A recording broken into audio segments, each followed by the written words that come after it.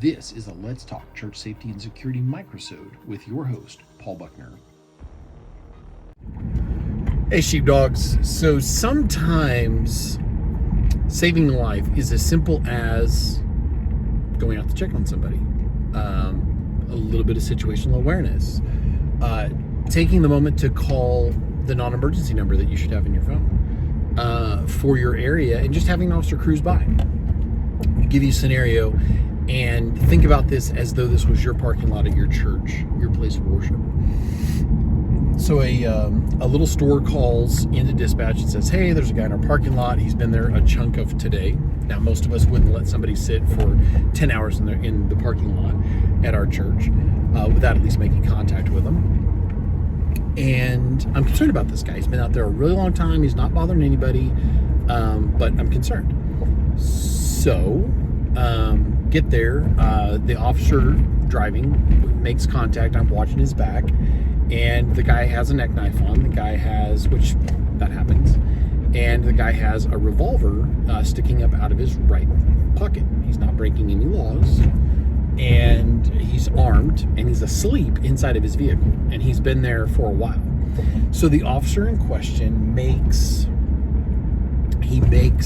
contact, starts talking to the guy, good young man, good Christian young man. Starts talking to him, and he says, hey, you doing all right? And we get a warm fuzzy after a few minutes with the guy. There's something going on medically, but he's not a physical threat. He's not there to hurt anybody, and he's not even transient. He's not even homeless at this point, which that's not against the law.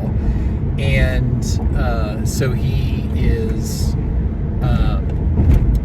at this store. And the officer says, hey, will you go in and see, do they want him trespassed? Are they okay with him being here? Do they just want him to leave? And so I step inside, and the gal says, yeah, about an hour and a half ago, I went out and talked to the guy, and he said he was okay, he was fine, and he just went back to sleep. And so I said, you don't want him trespassed or anything? And she's like, no.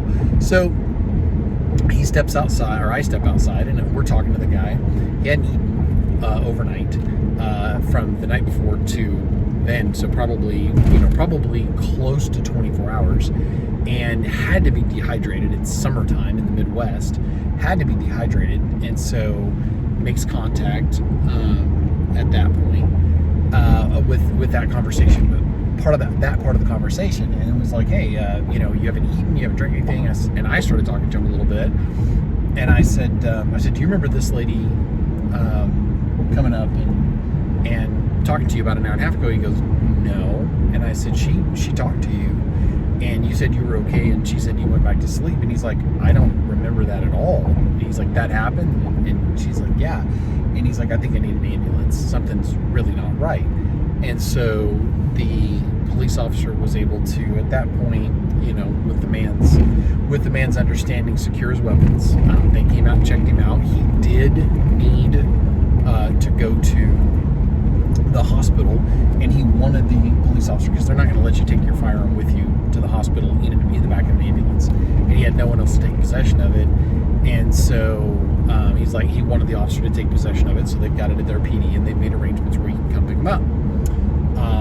And so at that point, got permission from the store to leave his vehicle there overnight, and then he went to the hospital. And so I was actually able to pray with the guy before the paramedics got there, because he was very shook up. I truly believe that night on that last ride along with that department, that a life was saved. I believe that the police officer I was with saved that man's life, because something was very wrong. If he was sleeping for 10 hours at a whack in the heat and becoming increasingly dehydrated, something was very wrong. They checked his blood pressure, they checked his blood sugars, and they were okay. So something else is going on there that is, as I like to say, above my pay grade. And so all of that being what it is, let's take that back into the context of our church parking lots. Now, I would like to think that if we know that someone has been in our parking lot, that we would not let them go 10 hours without making any contact at all. But that's up to you guys. You guys have to determine what that's going to look like.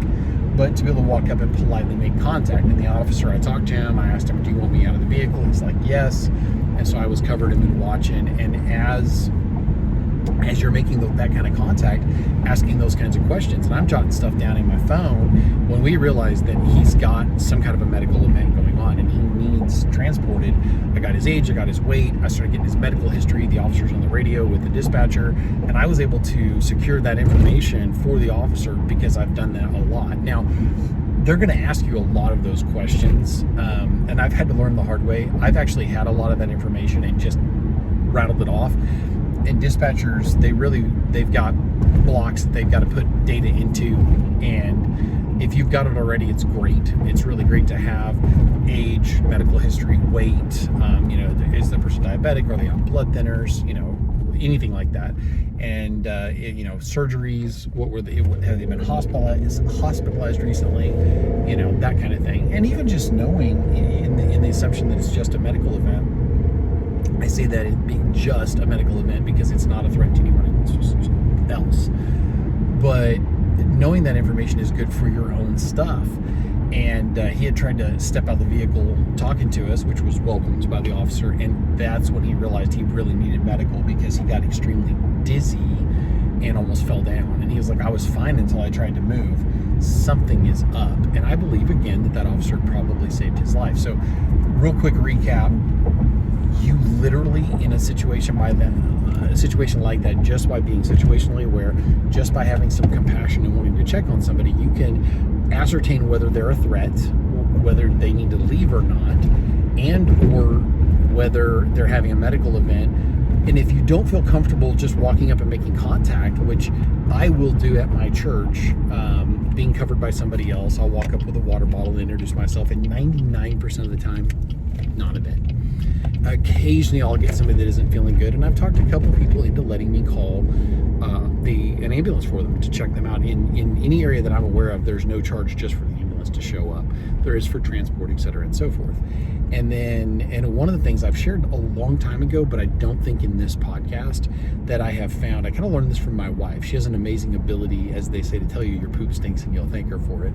So one of the things that I learned from my wife is when somebody does not want to go to the hospital and they know they've got something seriously wrong with them, I will say something to the effect of, being dead's pretty permanent.